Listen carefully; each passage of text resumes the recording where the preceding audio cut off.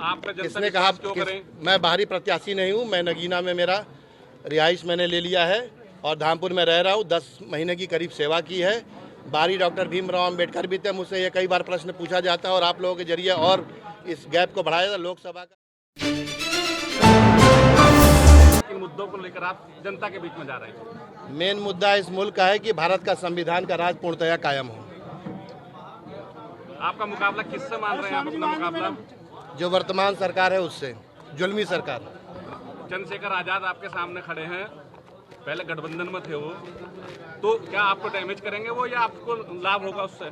आपको किसने बताया कि गठबंधन में थे? पहले थे, खतौली चुनाव ने लड़वाया था, उस खतौली में चुनाव हुआ था, चंद्रशेखर जी ने गठबंधन में थे उस समय जी। आपको शायद जानकारी नहीं है जी। हाँ, तो अब बताओ किस बारे में? यही बताओ ना कि चंद्रशेखर पहले आपके साथ थे खतौली उपचुनाव में, अब आपके खिलाफ हैं, तो इससे आपको फायदा होगा या नहीं? पता नहीं खिलाफ है कि नहीं है, लेकिन हम लोग इंडिया गठबंधन के प्रत्याशी के रूप में हम लोगों को चयनित किया गया है और हम लोग इंडिया गठबंधन और पीडीए की जो मूल भावना है, जो भारत के संविधान में है, उसको पूर्णतया हम लोग जमीन पे ले आने का काम करेंगे। अच्छा, आप बाहरी प्रत्याशी हैं, तो आपका जनता किसने कहा? क्यों करें? मैं बाहरी प्रत्याशी नहीं हूँ। मैं नगीना में मेरा रिहाइश मैंने ले लिया है और धामपुर में रह रहा हूँ। 10 महीने की करीब सेवा की है। बाहरी डॉक्टर भीमराव अंबेडकर भी थे। मुझसे ये कई बार प्रश्न पूछा जाता है और आप लोगों के जरिए और इस गैप को बढ़ाया जाता। लोकसभा का चुनाव जो है, कहीं ये नहीं लिखा है भारत के संविधान में कि कोई भी व्यक्ति कहीं पर्टिकुलर जगह का हो और आके वही लड़ सकता है।